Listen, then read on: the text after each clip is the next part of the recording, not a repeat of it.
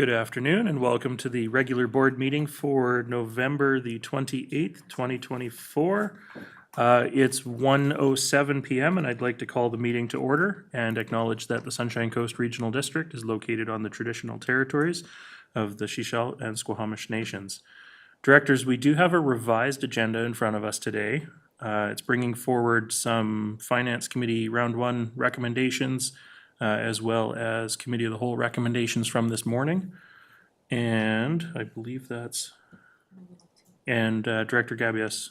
Thank you, Chair. I would like to introduce a motion under new business on the topic of advocacy letter to Premier Eby. Thank you. And Director McMahon. I'm wondering if we could dispense with the director's reports today. It's up to everyone, but. Fair enough. You know what? I think given the length of our agenda, that's probably a prudent move. So with those two changes, do I have a motion to adopt as amended? Moved and seconded. All those in favor? And that's carried. All right. Thank you. Next up, we have item 3.1, regular board meeting minutes of November 14th, 2024. Directors, I've had a request for reconsideration of recommendation 9 as part of resolution 30424. That's on page 10 of our agenda package. This is the process for this. I don't need a resolution to bring it back for reconsideration. This was at the request of one of the directors. I'm happy to follow this procedure. I would like to go to the area director for perhaps an alternative motion. Yes, thank you, Chair. I had originally made the motion to abandon it, and then I subsequently found out the process and the funding source, so I would like to have it referred to R2 for further discussions with the board. Thank you. So that would be that the placeholder Pender Harbor Living Heritage Society Community Benefit Grant be referred to round 2. Yes, thank you. Thank you. And I've got a seconder for that. Directors, any discussion on that particular item? Not seeing any frantic waving from the corporate officer, so I think we're okay. I will call the question. All those in favor? And that's carried. Thank you. Is there anything else, any errors or omissions or any other issues with the regular board meeting minutes of November 14th? Director Bax. Yeah, on page 10 again, in the recommendation number 12, the Cliff Gilker Bridges and Trails remediation, I am not exactly sure where that one stands. Has that been moved to round 2 budget now? Because we are looking to... Yeah. Okay. These are recommendations from the last board meeting that we adopted, so Right. this is just the minutes of the last board meeting that we're approving. I just want to make sure that this one gets to round 2 Yep. and doesn't get incorporated till then. Thank you, Director Bax. Director Lee. It's a process question for, I believe, for our CAO. Will we have the opportunity in R2 to change the funding sources? I'm hoping that is the case, but I just was looking for confirmation. Are you talking about items that have already been incorporated or items that we expect to see at round 2? Items that we just have referred to R2 that are not yet incorporated. Thank you. CAO? Yeah, I believe that was some of the justification to refer items. It was to also bring alternative sources of funding and various options related to that. Excellent. Thank you.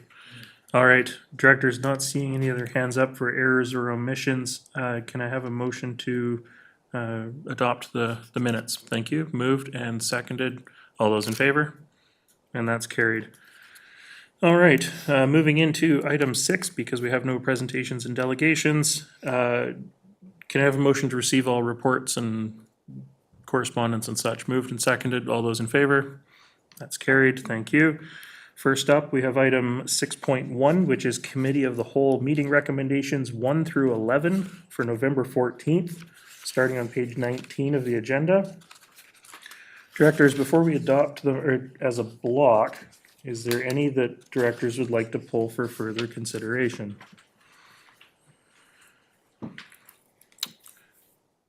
If not, I would look for a motion to endorse the block. Thank you, Director Stamford and Director Inkster. Any discussion? All those in favor? That's carried. Next up, we have item 6.2, Electoral Area Services Committee meeting recommendations 1 through 16 for November 21st, 2024. That's starting on page 24 of the agenda. Would anybody like to remove any of them before we endorse the block? If not, may I have a motion to endorse the block? Moved and seconded. Any debate or discussion? All those in favor? And that's carried as well. Thank you. Next up, we have Finance Committee pre-budget meeting recommendations 1 through 18 for November 21st, 2024. Starting on page 30. Directors, are there any that you would like to remove for further discussion?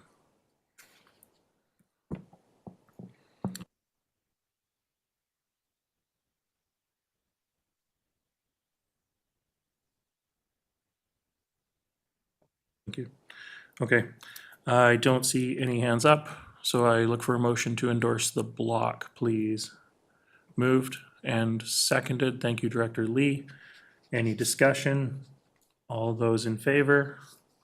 Any opposed? That's carried. Next up, we have the Finance Committee Round 1 Budget Meeting Recommendations number 1 through 69 of November 25th, 2024, starting on page 37. I believe recommendation 37 has been flagged for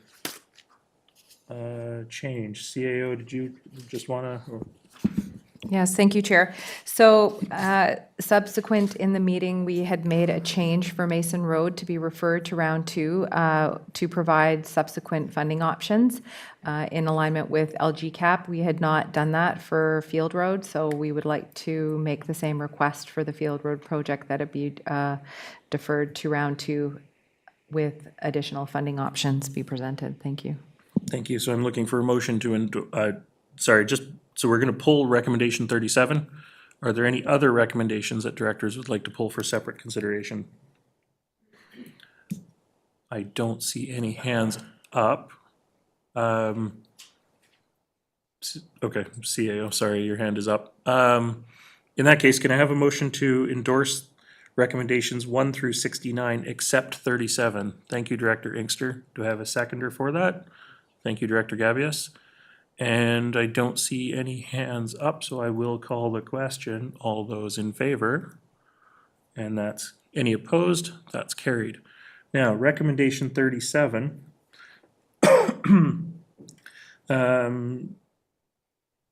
Sorry, I'm just reading the recommendation itself here. You have alternative wording, I believe, right? Did you want to read that? Thank you. Thank you, Chair. That the following budget proposal be referred to 2025 Round 2 budget with optional funding sources to be considered. Budget Proposal 2, Field Road Vehicle Compound Extension and Upgrades for Additional Electric Vehicles, part of EV Phase 2 2022 project, $150,000 funded through Municipal Finance Authority short-term loan. Okay. Thank you, Director McMahon, for moving that. Thank you, Director Gabius, for seconding. Any discussion on that particular item? If not, I will call the question then. All those in favor? And that's carried. Thank you, directors. Director Bax. Yeah,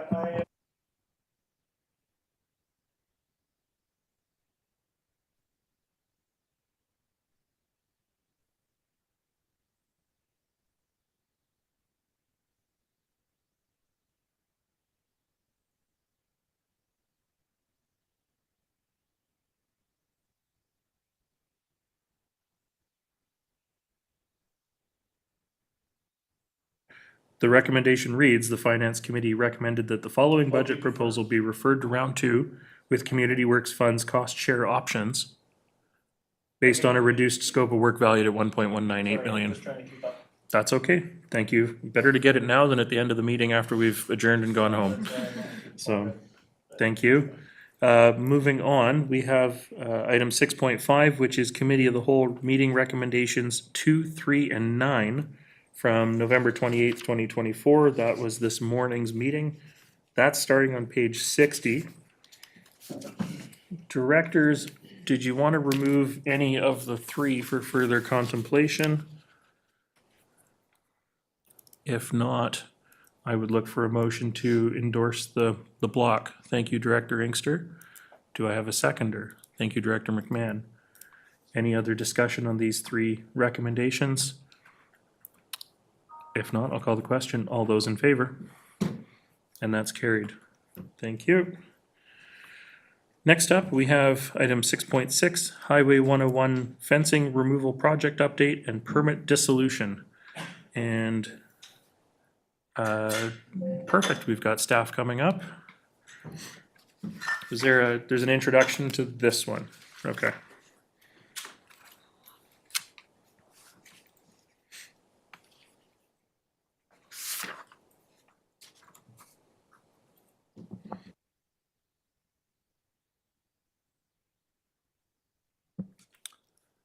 Perfect. Oops. So the purpose of the staff report is to provide an update on the status of Highway 101's fencing removal and signage project located in electoral area E. The Parks Division is seeking board support for dissolving the Modi SCRD permit for operating and maintaining a paved bicycle and walking pathway along Highway 101 between the boundaries of the town of Gibsons and the intersection of Highway 101 and Lower Road. Modi is in favor of dissolving the permit along the sections of paved bicycle and walking pathway and would assume the infrastructure as part of the roadway. If the board has any questions, I'd be happy to answer them. Thank you very much for that brief introduction. Director McMahon, I see your hand up. Yes, this has been a long-standing issue. I think the intention was great to put the fence there because the shoulder of the highway there is particularly dangerous and high-traffic area. However, I don't think the regional district should take on responsibility for Modi's numbered highways. And so I am really glad to see the end of this, to be honest. So I'm happy to move the recommendation on page 61. Thank you very much, and I've got a seconder from Director Gabius. Directors, is there any further discussion on the motion? This is a weighted vote, all directors. And I see no hands and nobody frantically waving. I agree that this has been a long-standing, long-suffering issue for everybody. And with that, I will call the question. All those in favor? And that is carried. Thank you. And thank you for being here today. Next up, we have item 6.7, which is RFP 246-1401, Fitness Equipment Replacement Contract Award. There's no introduction to this particular item. Staff are available if directors have any questions. This is starting on page 65 of our agenda package. Directors, any questions?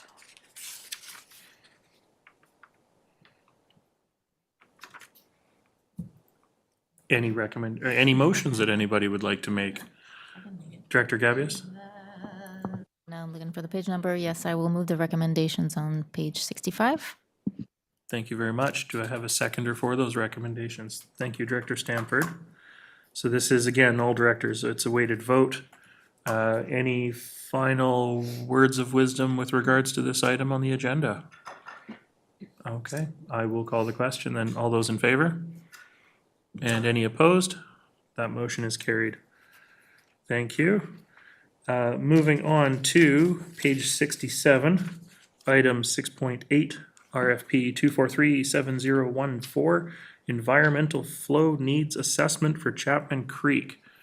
Did staff want to provide a brief introduction?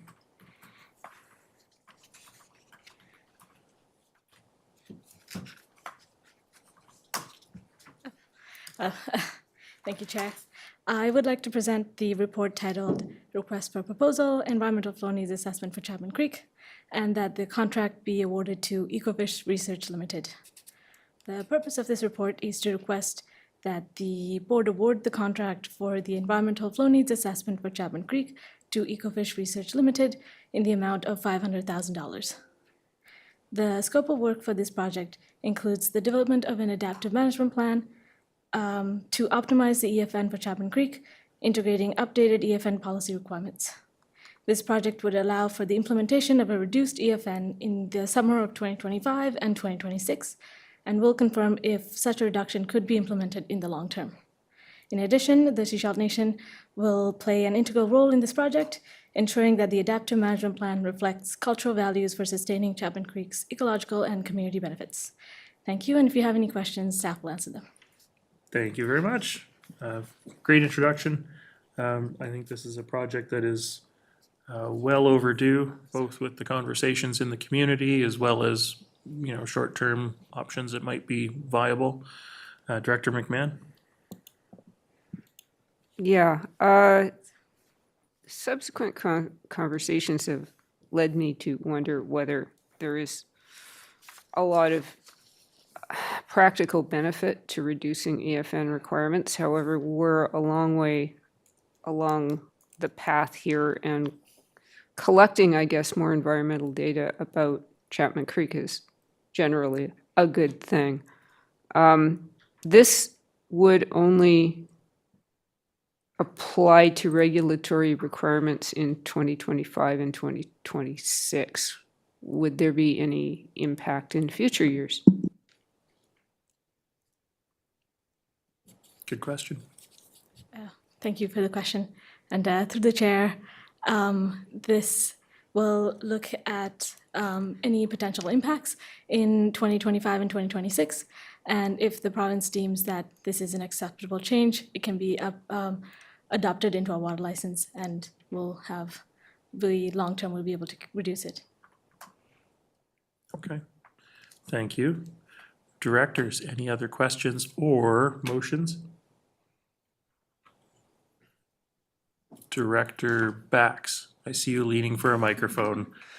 Yeah, it's my understanding that this, if this goes forward and becomes a way that we monitor our flow needs, that during the summer months when there's less fish in Chapman and there's more need for water, that we'll be able to reduce our EFN and thereby allowing us more water for human consumption. Is that's the point of this, is it not? That is generally the point of developing the adaptive management plan, to make sure that we're not negatively impacting the creek in the process. Excellent. So, and with that in mind, I would like to put forward the recommendations as they appear on page 67.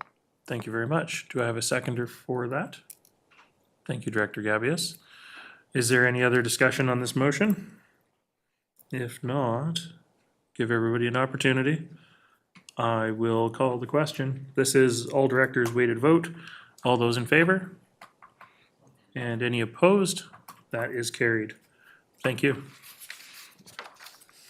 All right. Next up in our agenda, item 6.9, placement of notice on title, starting on page 70. And I think I saw our chief building official walk in.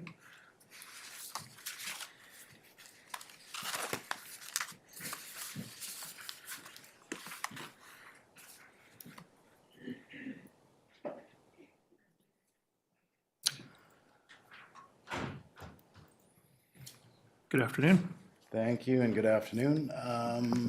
As per section 57 of the community charter, the board may pass a resolution to place a notice on the land title of a property where a condition with respect to a building or structure contravenes a regional district bylaw based on the recommendation from the building official.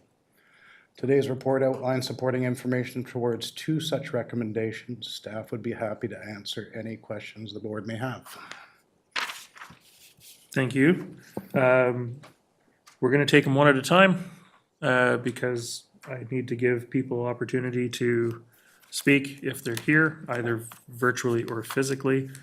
And so with that, is there anybody here that would virtually or actually who would like to speak to the first one, which is 2526 Miles Road in electoral area D?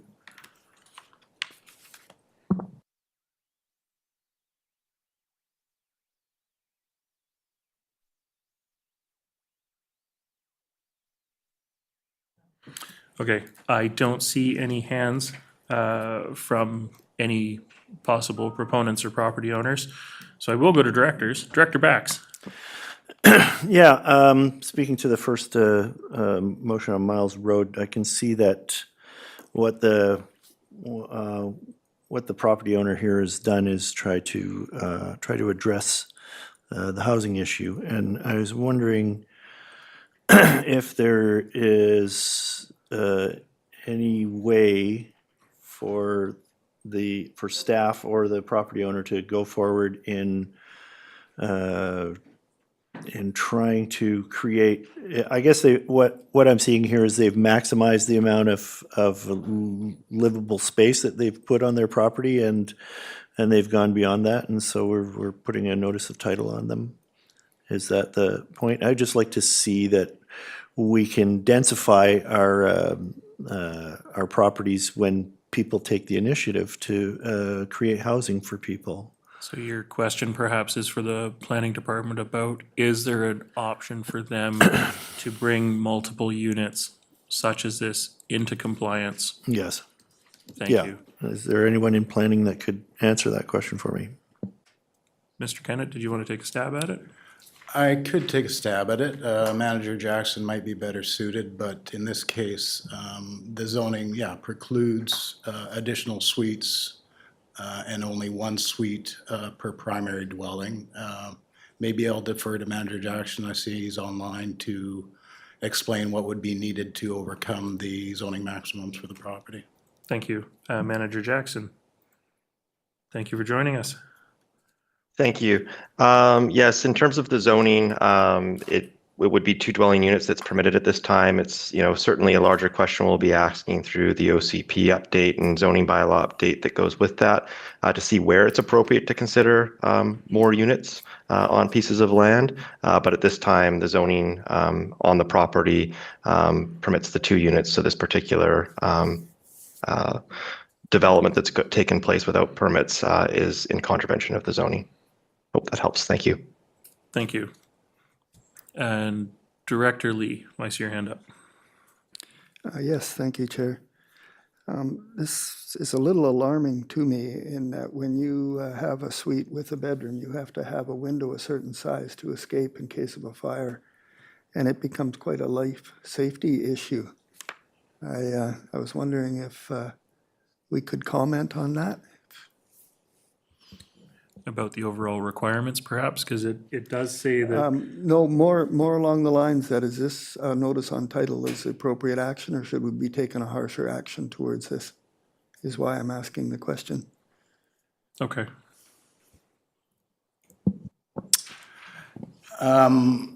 The notice on title is being placed to provide notice to the public to protect the interests of the general public.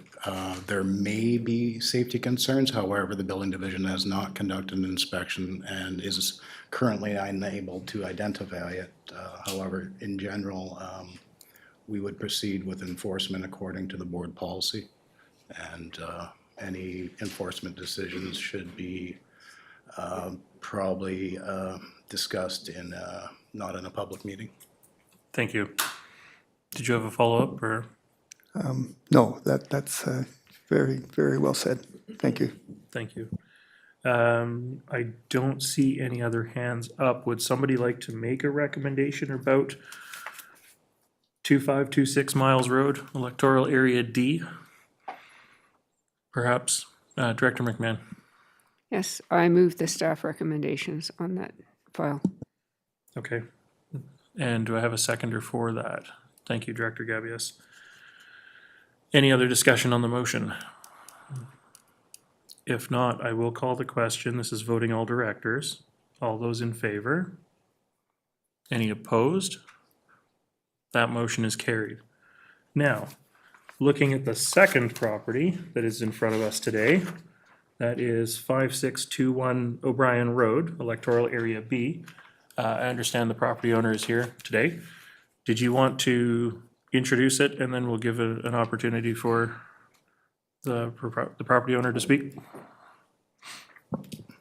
Yes, I can provide a brief summary of the nature of the recommendation. It is a retaining wall constructed without a valid permit, located in the zoning setbacks. It exceeds 2 meters in height, therefore it is considered a structure by definition in the zoning bylaw as well, which is subject to a variance. There is an active permit for the construction of a new single-family dwelling on the property, but it is not related to the wall being the subject of this recommendation. Thank you. Thank you very much. Would the property owner or representative like to come forward and address the board? Sure. I'm going to speak for. We just do need you to use the microphone so those online can hear you.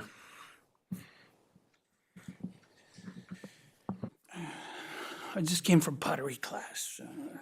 I'm the engineer that's helping with that wall and the house construction and stuff. So apparently the issues, the wall is more than 2 meters in height and it didn't have a permit. Don thinks he had a permit, but he didn't have a builder at some point. As far as it being more than 2 meters, he had excavated some of the property when he obtained the property and therefore lowered the land down there. And so now that he's built the wall and plans to put back fill outside the wall, it will not measure more than 2 meters when he gets back to where it should have been. And it's taken a while to get permission to fill outside the wall, but he has that now. So, as far as we're concerned, it may or may not have been done without a permit. Those things can be rectified after the fact, but the height will not be of any concern to anyone, really. Once the landscaping's finished on the property and the rocks are put back outside the wall. So we have photos and things like that, if anybody would like to view those. Okay, and I just wanted to seek clarity before I go to my speakers list because it mentions within our report that land alteration or construction on the foreshore may only be undertaken subject to provincial approval. And what I think I heard you say was that you have the provincial approval at this point? Don says he has a provincial approval, correct, Don? Yeah. Thank you. Director McMahon? I was just going to inquire about the setbacks because the staff report says that the structure is within the setbacks for the property. Well, within the setbacks, well, at the foreshore, it's at the property line. The building itself is put according to setbacks. But when you can build retaining walls at your property line, can you not? I don't know. I would have to ask staff. A retaining wall can be constructed within the setbacks if it does not exceed 2 meters, but by definition, a retaining wall exceeding 2 meters is considered a structure and cannot be located in the setbacks. Right, so it won't be 2 meters once the land is put back. So, yeah, it was over excavated and we put the retaining wall footing in, we put the wall in, and now when it's time for the fill to go back, usually those things are measured from original survey elevations and not if you need to excavate for structural reasons or other considerations, so. Just before I go back to Director McMahon, I've got a question for you in that, do you have a timeline for when you expect the work around the wall to be completed, including backfill and? That could be done yeah, it could be done almost immediately. We have the original rocks that were there, sitting, waiting to go back outside the wall. Thank you. Director McMahon? I was in a similar vein, just wondering if we gave an extension, if there would be any useful purpose, because the notice on title only comes into play if you decide to sell the property. Correct, yeah. So, and it's not very difficult or expensive to remove. So I can't see any, unless there is a pressing reason for us to defer this, I think it would make the most sense to move ahead, and then you can have time to bring everything into compliance, and then the notice on title could be removed. That's my observation, unless I've got anything wrong here. I believe that is generally the case, Director McMahon. Did GM Hall want to comment on that process, or? Thank you for the question, Chair. Yes, the director's summary is correct. Thank you. More or less procedural. Director Lee.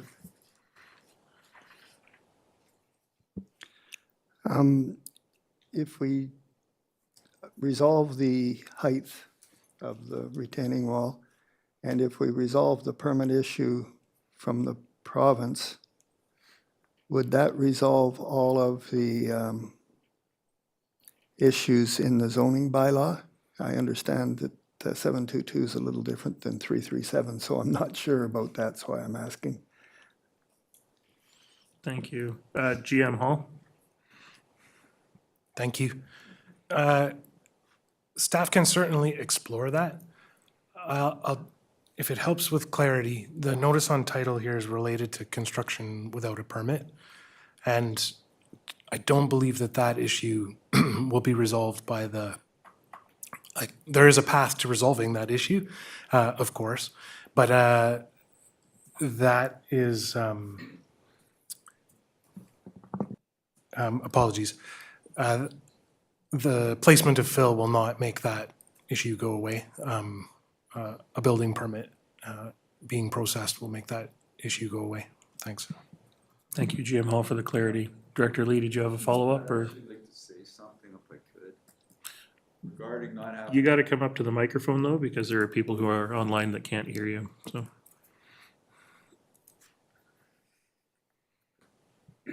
Regarding not having a permit.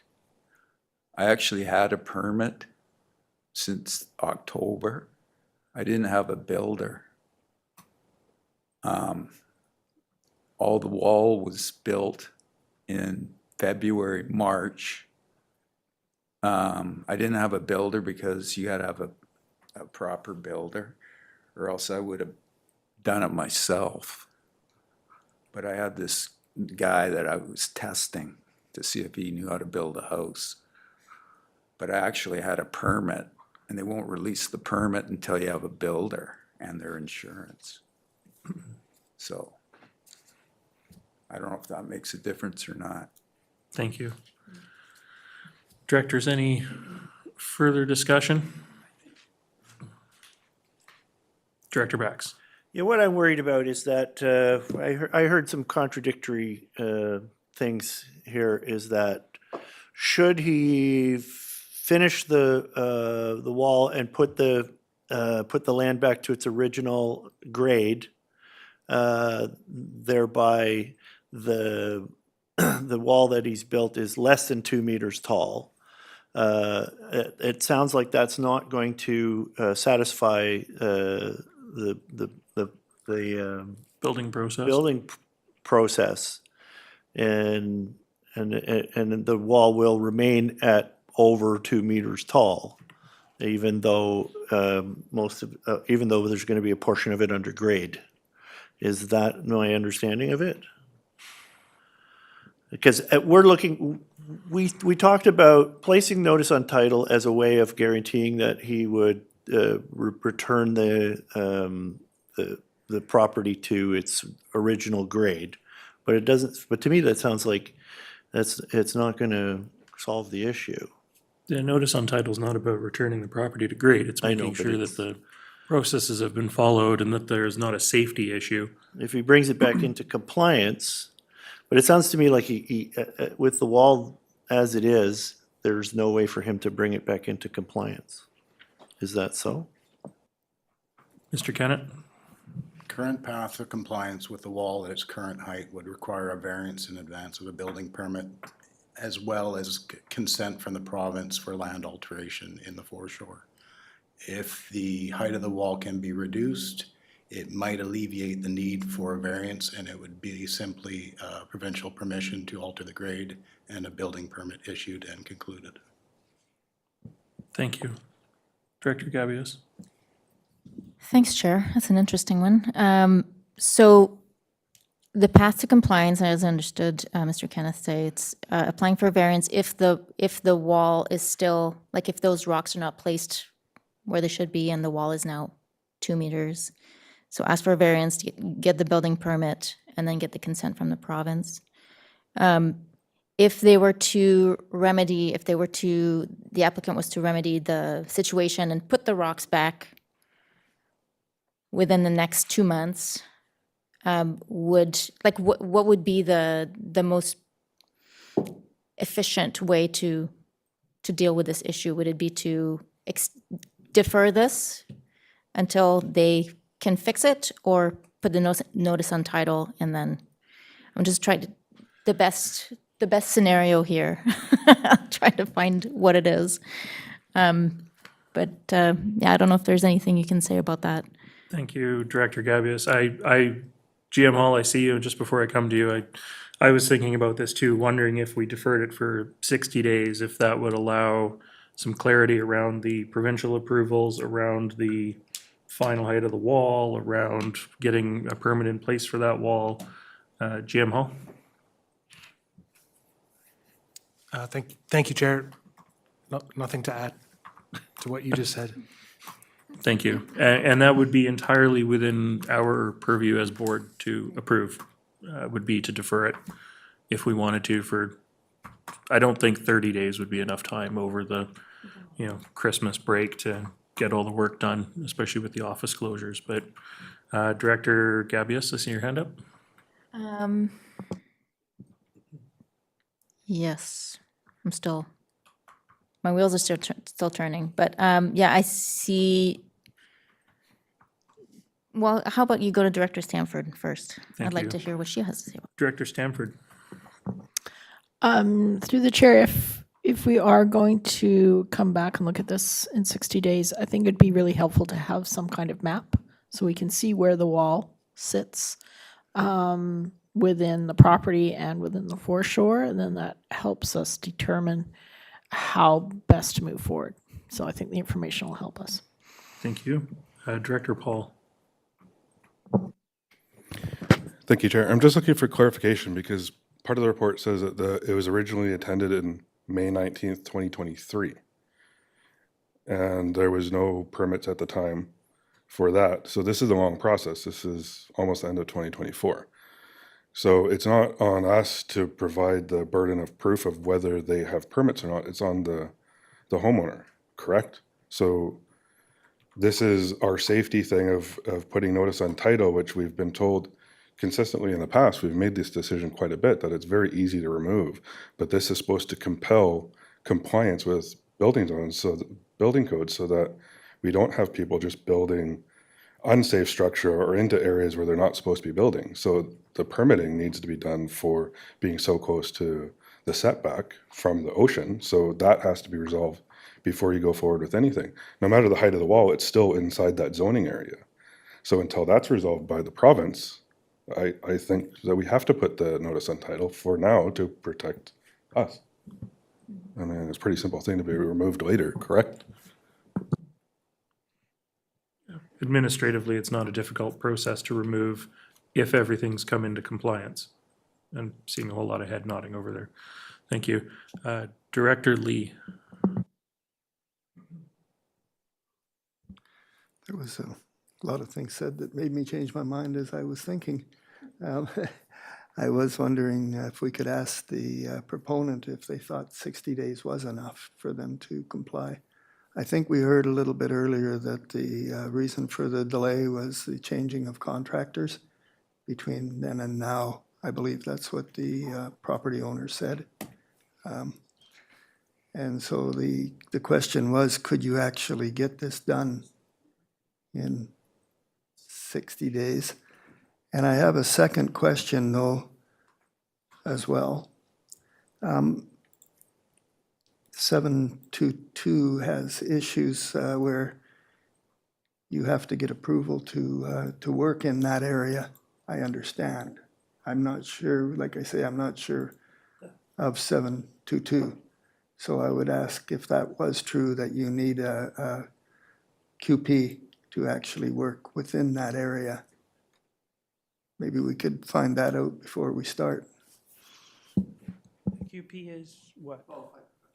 Thank you. I'm going to go to Manager Jackson for the second half of your question, and then we'll go to the property owner for the first half of the question.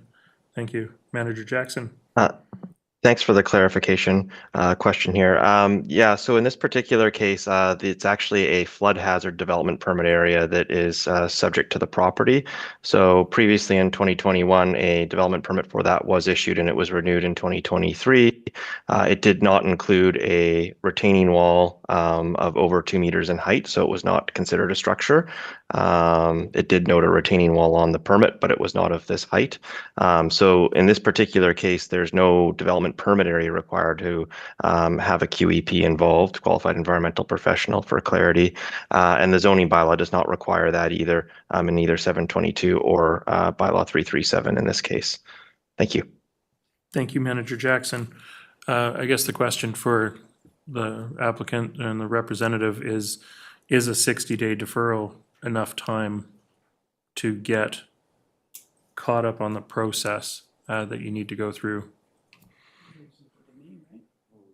Yeah, that'd be great. I'm sure we have lots of time in that, in 60 days. Director Gabius? Thank you, Chair, and thank you so much for being here, for clarifying some things and, providing a bit more context. And thank you to all the other directors for the discussion. I do think it is better to go ahead with the notice on title for now, understanding that is pretty easy to remove once everything's in compliance. So I do think it is the best way forward, and then it gives the applicant the time they need, and who knows what could happen between now and the 60 days. So I would move to put the notice on title. That is correct. Thank you. And I've got a seconder for that. Thank you. Thank you, directors, for the discussion. We've got a motion on the floor. It's now our board business to debate and vote on the motion. I do want to say thank you to both of you for being here today, for contributing. It does provide important context when we are working through these decisions. I don't see any other hands up from my directors, though. I'm going to call the question on the motion. All those in favor? And those opposed? That motion is carried. Thank you. And thank you for being here. So the motion is to put a notice on title? Yeah. Can I ask, if it's so easily removed, what is the process to have it removed? That is something that our staff would be happy to clarify with you offline. It's not in the meeting process. I'm more than happy to. Okay, awesome. Perfect. Thank you. Thank you. All right, moving on to item 6.10 on page 74. This is 2025 insurance renewals. Directors, it's a fairly straightforward report. I see Manager Kropp is here if we have any questions. And is there any questions from directors? Or motions? If you don't have questions, I will take a motion as well. Director McMahon. Yeah, I could ask if insurance is getting more expensive, but that's answered in the report. It's getting more expensive and we're stuck because we need insurance. So I'm going to move the recommendations on page 74. Thank you very much. And I've got a seconder from Director Stanford. Is there any debate, discussion on this motion? If not, I will call the question. This is all directors, one vote each. All those in favor? And that's carried. Thank you, Manager Kropp, for being here. Next up, we have item 7.1, which is communications from Gaetan Royer, the Chair of the Sunshine Coast Chamber of Commerce. And this particular item of correspondence, I guess the province has asked for the chamber to look after some of the provincial nominee program applications that are still in process, and they are willing to take on that work from Scredo, now that Scredo's winding down or wound down, but they do need a letter of support from the local governments. So Director McMahon? Yeah, my question is just, if we didn't give them a letter of support and they didn't take it on, then what would happen? Would the province have to administer the program themselves? Or would the program grind to a halt, or do we know? Good question that I don't think you're getting the answer to today. I assume that if the province has reached out to them to fill the gap, the province is not in a position to take on this particular program application itself. If I remember correctly, a large part of the provincial nominee program was local expertise, guidance. Like, there is a fairly heavy local component to it that I don't think the province has. Yeah, go ahead. Yeah, I'm just finding a lack of information here. Like, how many applications a year are there? Are there active files that have to be administered? And again, what are the consequences if we don't do this? So it's a little frustrating. I don't really like giving blanket letters of support to things that I just don't thoroughly understand. We could always ask the Sunshine Coast Chamber to come be a delegation at a future meeting to talk about the provincial nominee program and their intersection with it, if that was the director's wishes. Or could we simply ask for additional information From the chamber? From the chamber on the program and the number of applicants on the coast and the impact on our community? Certainly we could ask. Is there a motion there, Director McMahon? Sure, why not? So that the Sunshine Coast Regional District request information from the Sunshine Coast Chamber about their participation in the provincial nominee program, including any relevant statistics and information pertaining to the local community. Okay. Do I have a seconder for that? I do have a seconder, thank you. I'm going to call the question on that motion, but then there's still the question of, do we actually give them a letter of support to actually take this work on? All those in favor? That's carried, thank you. That being said, they do still require a letter of support if the province is to, if the province is to intersect with the chamber on this at this time. So Director McMahon.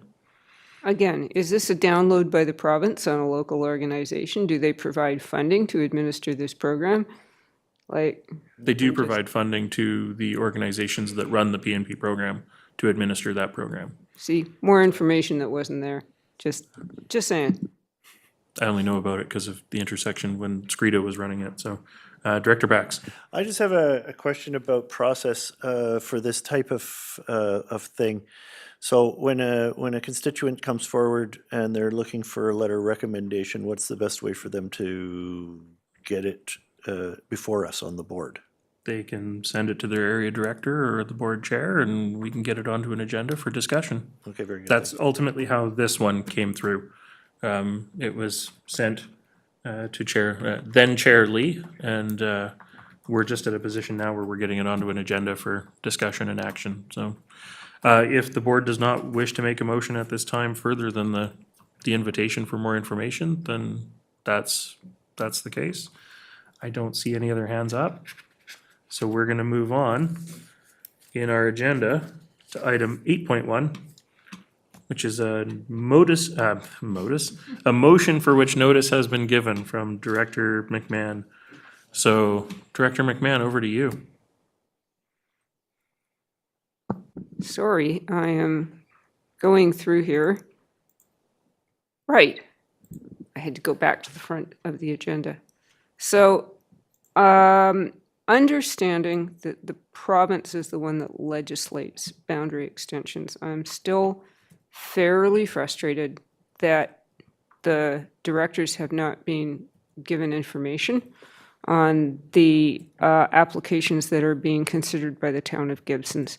I was particularly concerned that when I read the reports provided to the town by their consultant, the report said that the SCRD had raised no concerns about the boundary expansions, But when I later chatted with staff, they said, in fact, they had raised a number of issues concerning the boundary expansion. But of course, the consultants are hired by the town, so they have no requirement to give full information to the town or to the province. And it's a frustrating process. I recognize that it is. But when things like this happen, we need to know about them. It may be outside of our direct control, but it is certainly an issue for the residents of my area. This is removing taxable properties from the regional district and putting them into the town. There are issues with the ALR. There are issues with servicing the properties, which are currently serviced through the SCRD. And I think that the community should understand the full impact of this. And then if we wish to advocate with the province through whatever means that we have, we can go ahead and do so, not as the SCRD officially that has no voice in this, but, or as directors, we have a voice. We can certainly write to the province and tell them what we think, which I believe has been done before, but what the heck? So hence my notice of motion. And so I would like to make that motion as shown on page 2 of our agenda. Thank you. And I've got a seconder from Director Inkster. Director White, I see your hand up. Well, kudos for the consistent narrative here that it's the town that's kind of at fault here. But actually, we don't initiate these requests. It's the property owners that make the requests. It goes through a provincial process, as the director mentioned, and we don't hire the consultants. The property owners need to do that work. This isn't something the town is pushing. This is, yeah, I'm kind of very frustrated to hear it framed that way. It's actually causing a lot of work on our staff. We are following the process. We're also not opposed to it. It's the property owners who, I mean, if they're following this process provincially, I mean, I don't really see where it's the place of either local government to kind of step in and oppose it unless there's a real serious problem that's based on the provincial regulations, really. I just really want to, correct this perception that this is the town's process. I mean, I will say though, at our level, at our council's level, we were notified in this past couple years when these expansion these requests were made by property owners on this side coming towards the town of Gibsons, and also we were notified when there were some properties who wanted to leave the town of Gibsons. That application has been rescinded, apparently, again on their own volition. But I will say, yeah, we were notified. It makes sense that the elected officials should be notified. I think that's a fair expectation. But I do want to clear up the perception that this is the town's process and the town is hiring consultants to do this. Thank you, Director White. Director Gabius.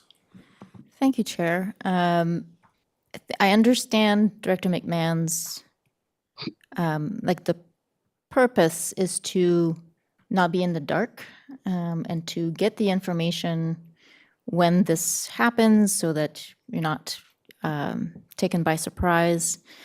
I do think that the language, I'm not comfortable with how it is phrased. I agree with the intent of trying to keep the area directors informed when things like that happen in their area. So I will not be voting in favor of this motion, but I do have some alternate wording should this not go forward. Thank you. Director McMahon. Thank you. And I was not aware that the consultants were hired by the proponents, but that's part of the process that is a little confusing, I think, for everyone. So I want more transparency here so everybody can fully understand what's going on. I don't know whether I'm opposed to these applications, one or more of them, or whether I'm not because I don't have enough information at the moment to know what I think about it. And obviously, there we go again, though, if the proponent's hiring the consultant is going to say what they were hired to say. So it's kind of a problem. And I'm not sure what wording problems Director Gabius has. If I have worded things poorly, I'm perfectly willing to look at some amendments. Thank you. I will come back to Director Gabius. Just before I do, though, I did want to note, in here, you're looking for a staff report to be put together, and you're looking for that staff report to be put together before the end of 2024. That's only 2.5 weeks worth of meeting time away. I take issue with that. That sounds like a drop everything and write this report sort of portion of the motion, which I have concerns with. Director Gabius, did you want to just read out your alternative wording just so that Director McMahon knows where you're coming from? I did not include the planning staff notifying the area directors immediately. I'm hoping that that's something that can become a habit to inform us. Let me just pull my in the spirit of getting more information and knowing what the implications are, here's the wording. That the SCRD submit an invitation to the town of Gibsons to appear as a delegation regarding their intentions around boundary extension applications, and that staff provide supplementary information as part of the delegation as to the potential implications for the regional district. Thank you. Director McMahon.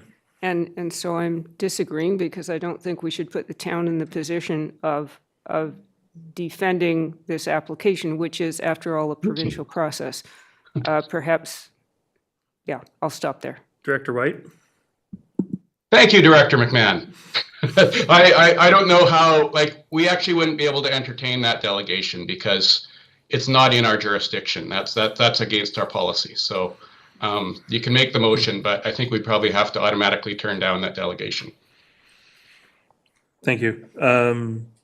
The other thing that I have concerns about with the last clause of the motion that's currently on the floor is that, any future boundary extension applications be reported to the directors immediately doesn't have an end time on it, which admittedly is kind of the intent. But when we look at the directives log for board resolutions that we're currently undertaking as part of our process change, this is a directive that'll be sitting on the books for 20, 30, 50 years because it doesn't have an end goal and it doesn't have, there's no potential end. And so if this isn't being actioned by staff on a regular basis as part of the process, then it's something that maybe should be asked for in a policy change or something to that effect that can be incorporated and moved on from. Otherwise, it just ends up being added to that directives log that we're trying to work through. Director McMahon? Thank you. That might be the case. I don't know if there is a particular policy or process that we can reference here. The intent was that they send us an email saying, hey, this is happening. And the timeline, I'm open to suggestions from staff, and I apologize, this has been dragging on for some time already. So I should have been faster getting it on the agenda, but I'd be interested in feedback from staff at this point. Thank you very much. CAO? Thank you, Chair. I think because this happens so seldom, it is happening more often. But again, I think that there needs to be an understanding, this is a provincial process that local government is required to administer. And it's clear in the process that our roles are, according to the province, somewhat at arm's length. We're required, or the proponent who's being requested is tasked with undertaking the review in conjunction with the proponents, whether either side. But again, what's strange about the process, in my opinion, is that there's not really a decision that the SCRD board is being asked, or the area director. So that's what's somewhat the tension, I think, in the process. There is a guidebook. There is a process outline. I don't believe it's been updated.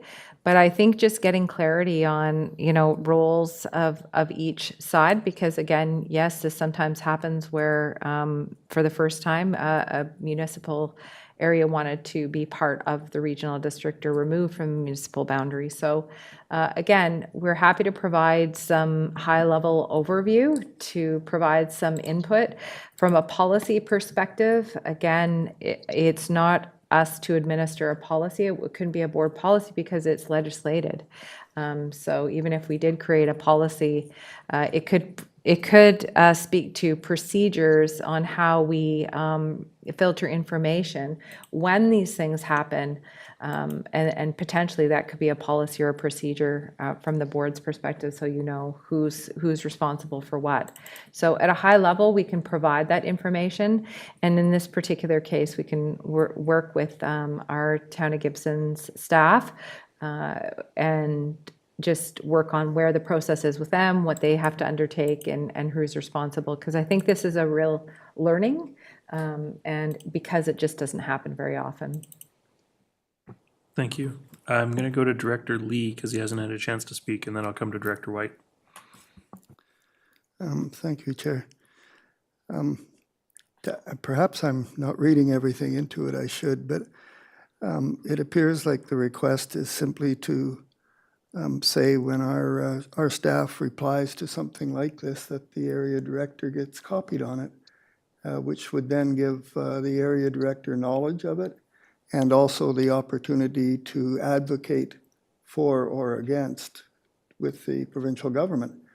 And I would say whoever the receiving party would be would like to have the same opportunity. So it just seems like a very straightforward, and I'm quite confused why it didn't happen. Because if someone was talking about my house, I would hope they'd tell me they were talking about my house. So. Thank you, Director Lee. Director White. Yeah, I appreciate the confusion and frustration about why it didn't happen, but I guess too, I really support what the CAO had to say about this, because that's exactly what I'm hearing on our side of things too. It's kind of like, this doesn't happen often. We're not really sure what to do. Here's what the province says the process is. Those are the conversations that our staff is having with us, and we've just been kind of going, oh, interesting. This is unusual, and we are nodding our heads and going along with it, and just making sure we're following the process right. But I just really want to echo that this is unusual. It's not. I mean, I think something happened maybe 15 years ago in the town, like Huff Road area. There was one precedent that I can think of, but otherwise, like, it hasn't happened in any of my experience before, or anyone else's at our table, whether it's staff or council. So everybody has just been kind of stumbling through this and trying to making sure we're checking the boxes right. And I don't think there's been. I mean, I you can believe me or not, there's no ill intent from the town side. It's not something we're pushing or masterminding here, and I don't think there's any. I understand where the SCRD staff is coming from too, because it's confusing, it's unusual. And I also, and on that, I appreciate any director's interest in trying to make it more clear and transparent to everybody. I think that's a good move. Thank you. Just before I go to Director McMahon, I'm just looking at the wording of the motion that is on the floor. And I wonder if basically amending the motion to delete everything after provided by SCRD staff would both take away the adversarial approach to this motion as it's worded, and also allow staff to close the loop on sort of where things have been to date, especially if we're hearing that the consultants or the property owners may not be submitting accurate information to the town either. And so this would allow us to sort of get that information to light without blaming anybody. Director McMahon? That sounds like a really good suggestion, because that's really, at the end of the day, what we want is full transparency on this and an understanding of the process. There have been a bunch of these applications in the last couple of years after years of none. And so, of course, it's confusing us. I'm pretty sure there have been UBCM resolutions before around this process. And I need to do some homework on that, because it has come up before. And there could be another AVICC resolution coming forward real soon now. So I would move the amendment proposed by Director Toth.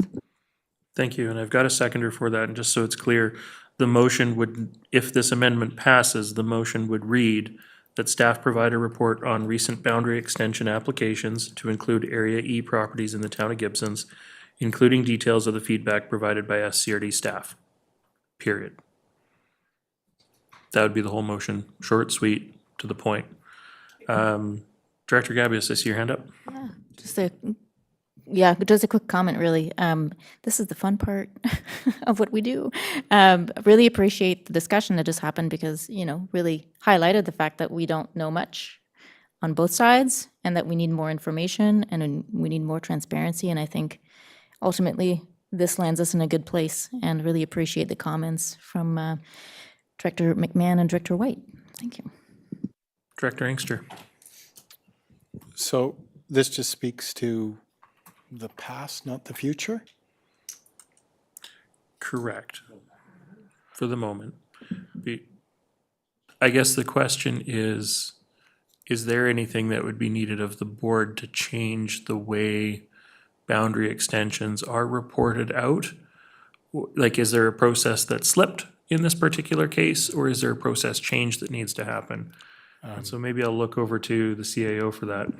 Yeah, I can own that most certainly this was an awkward timing of transition when this was reported, and staff were going through it. Multiple bums and seats were changing, and lack of communication. I think it just slipped through the cracks, so my apologies. Thank you. Director McMahon? Yeah, the only thing that I would appreciate if the town, if our staff know, is where in the process this is at right now as part of the report, so that we can understand where the heck we are. And we've been having hiccups trying to get information on planning files to electoral area directors, and this is merely one example. So it has been a source of frustration. Thank you, Director McMahon. I'm going to, final words, Director Inkster, and then I'm going to call the question. There was no follow-up there, but I'm a little bit confused about the future. This just deals with what has happened, and there's some concern by some. I mean, honestly, if I was a number of properties along in that corridor, along that road, I would probably be looking for additional services, and why wouldn't I want to join up with the TOG to get those services? So, I mean, it just would be interesting to have an information highway that's a little more clear going forward, right? Yeah. Thank you. Director Lee, you keep putting your hand up and taking it down, so I'm going to call on you. I'm just wondering what the next step is. I mean, this is just, this is an indication of something wrong with the process, right? And we're using this one example just to correct an issue. But I would like to think in the future, if Half Moon Bay tries to take something away from Pender, I'd know about it too. So, yeah. So I think it's kind of, I don't know what the process is supposed to be. Did we just not follow the process? Or was the process Not deliberately our designed process, this that's the way? thing. It's a provincial process, Yeah, right? yeah. So I don't know how we find that out. I think if this amendment passes, which I still have to call the question on, I think the urgency is dealing with the retroactive. Director McMahon, you mentioned AVICC, and maybe there's some motions or some process that can be explored through that work. Director White, and then I'm going to call the question. Yeah, I recognize you said Director Inkster would be last, but then he asked a question that I just have to answer, which is why wouldn't properties want the town of Gibson services? I think it's because of the cost. It's a cost benefit analysis that they have to do, and that's part of the work that they're paying these consultants to kind of look into for them. So that's the answer to that. I mean, we do have higher taxation here, and that's why many, whether it's a broader discussion or property by property, why many property owners like living in the rural areas as opposed to the town. We've heard it before. For sure. Thank you, Director White. I'm going to call the question on the amendment. This is all directors, one vote each. All those in favor? And that's carried. Thank you. Now to the amended motion, which is the original motion greatly shortened. Any further discussion? I feel like we've exhausted the conversation on this, so I'm going to call the question. All those in favor? Any opposed? That motion's carried. Thank you, directors, for a fulsome discussion. And moving on to 8.2, we have a second motion here. And that would be that the committee of the whole meeting scheduled for January 9th, 2025 at 9:30 a.m. be canceled. And that the regular board meeting scheduled for January 9th, 2025 at 1 p.m. be rescheduled to commence at 9:30. And this is about a scheduling conflict that's come up. So Director McMahon, I see you making that motion. I've got a seconder. Is there any debate or discussion? Does anybody really want 2 meetings in one day in this room? I'll call the question. All those in favor? That's carried. Thank you very much. We're just gonna take a 2-minute break to refill our water and stretch, and then we'll come right back at it. So.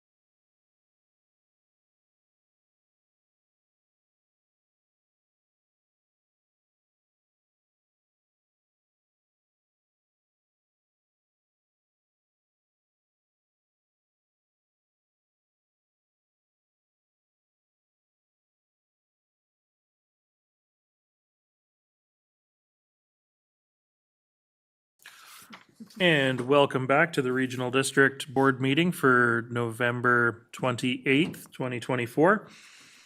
Next up in our agenda, we have item 9.1, which is the first of several bylaws, starting on page 79. So we've got Sunshine Coast Regional District Zoning Amendment Bylaw number 722.9, 2023. Can I have a motion for third reading, please? Electoral Area Directors. Director Lee, thank you very much. Seconded by Director Gabius. Is there any discussion or debate on the motion for third reading?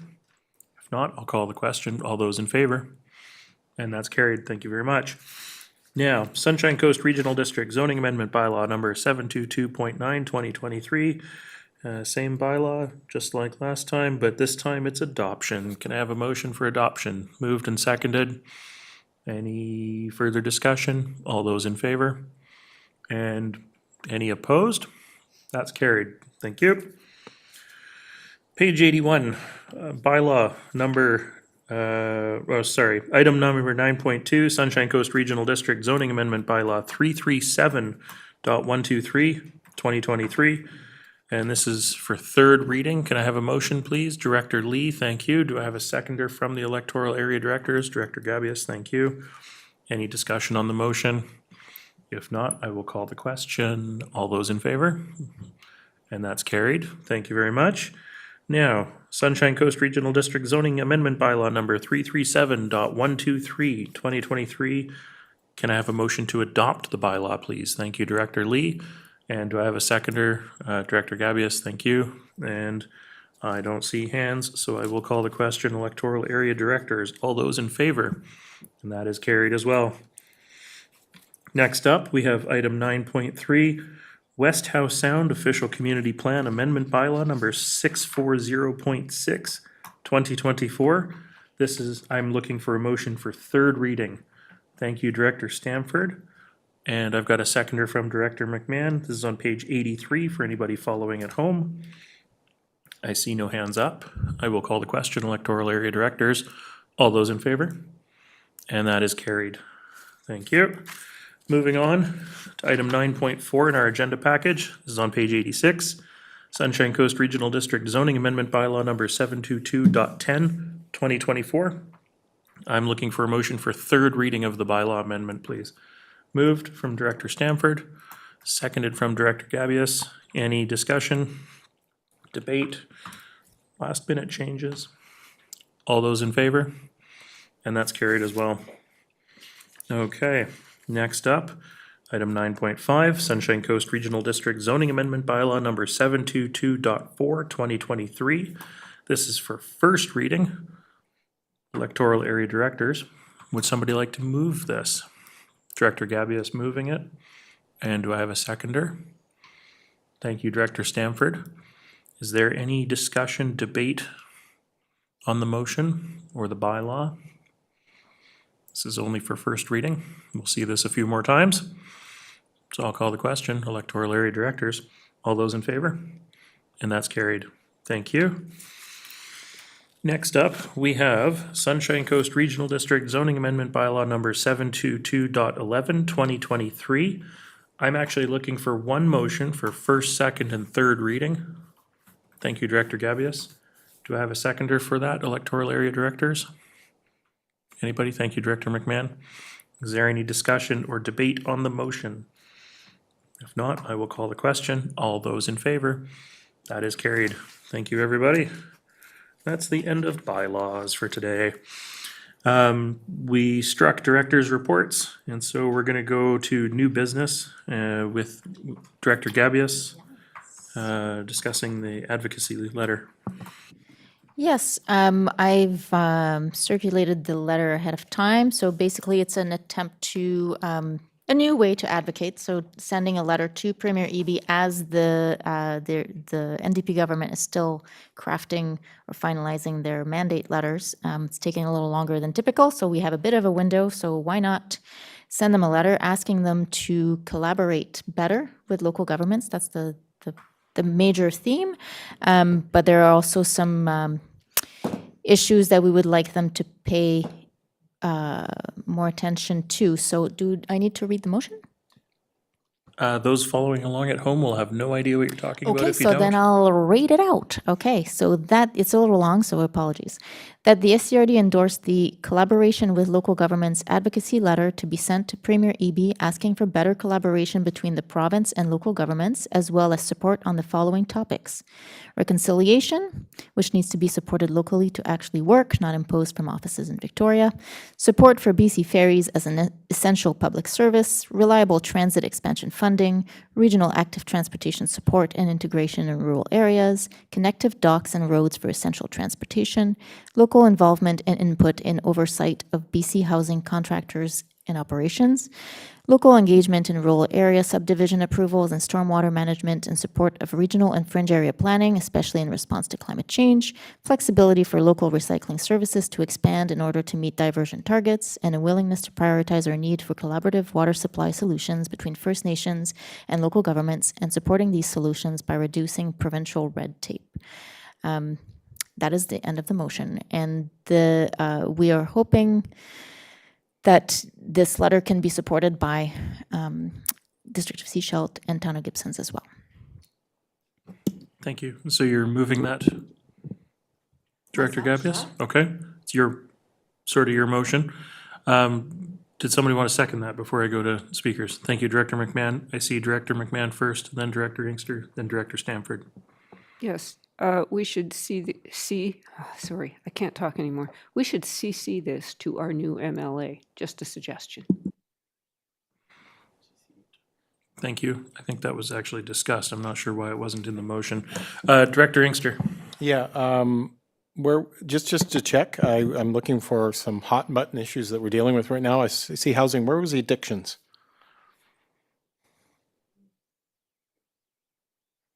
You mean mental health and addictions?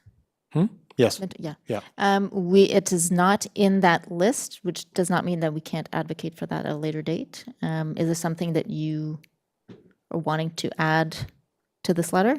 Yeah. Okay. Kind of 11 and a half hour to be adding that. That did go to the directors for input like a week ago. Yeah, I understand, but I wanted to just have it public and just add that. Yeah. I don't really like governing in emails, so that's why I was just waiting for it to come here and then ask for that. Thanks.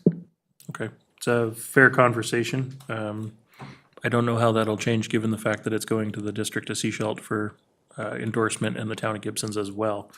I'm going to go to Director Stanford, then Director White. Thank you, Chair. I just asked that the Islands Trust, Gambia Local Trust Committee be copied on it as well, please. Thank you. And Director White. Sorry, I don't have the letter right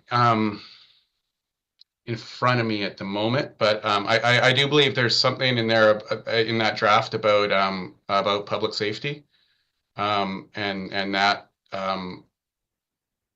I mean, I think if it's more like, I mean, I think we acknowledge that some of the, and I think the government, provincial government understands that some of the public safety concerns kind of overlap with some of the concerns about lack of support for addictions.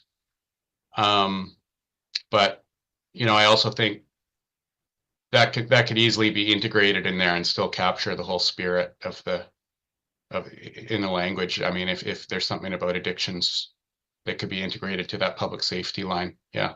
And I know the town would be totally supportive of that. That's part of our strategic plan.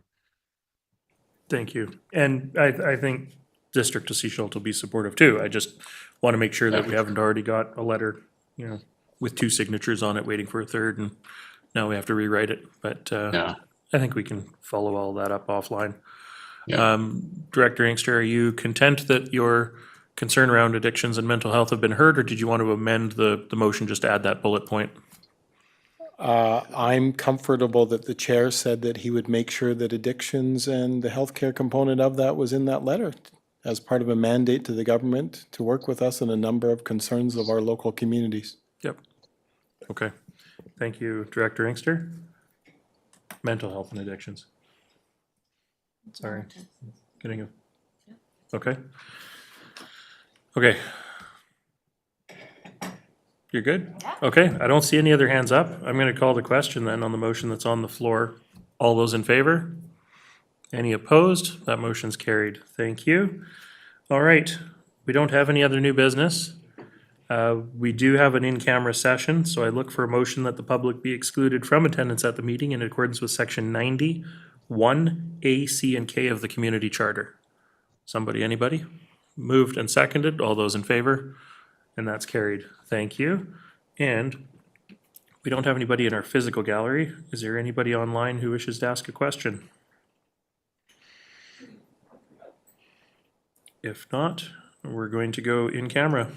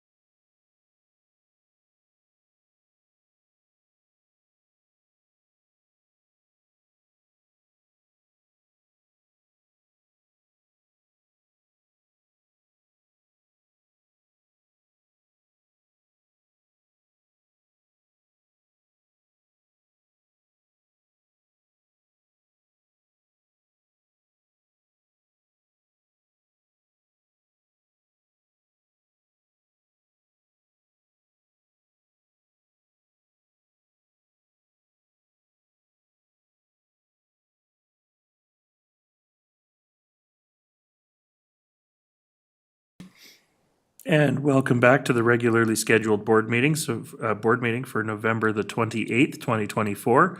We've concluded our in-camera agenda, which means we've concluded our business for today. And with that, can I have a motion to adjourn? Moved by Director Bax, seconded by Director McMahon. All those in favor? That's carried. Thank you, everybody, for sticking with us, and we'll see you at the next one.